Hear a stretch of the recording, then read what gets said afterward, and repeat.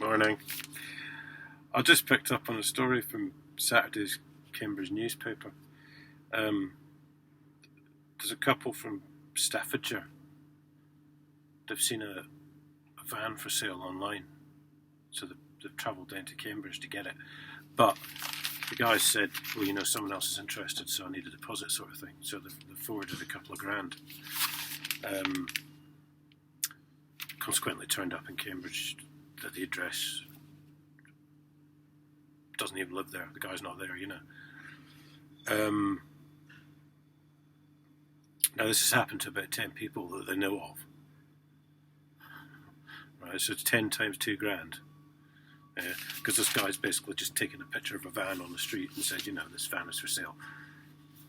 And so they went to a police station, because it's fraud, it's out and out fraud, Basically called this number, which must have been on the window or something, because the police station was shut, as usual. So they still haven't spoken. They stayed in Cambridge for the whole weekend. They still haven't spoken to a copper. And he says, this guy says, he's a brazen fraudster who knows nobody's going to challenge him. He's not going to get a visit from the police because they don't seem interested. I know they don't. So with the press intervention, with the paper's intervention, Cambridgeshire Constabulary have issued a statement.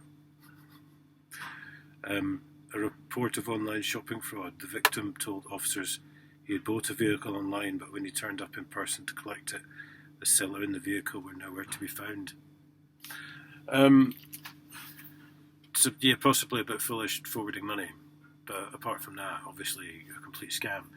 But let's face it, Cambridge Police weren't interested in the 25-year theft from the public purse orchestrated by their Freemason mate John Major, so that they're not going to be interested in 10 people who have been ripped off.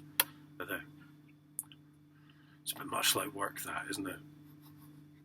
So yes, Cambridge Police, useless as usual. I did try and warn you guys, but you just didn't want to listen.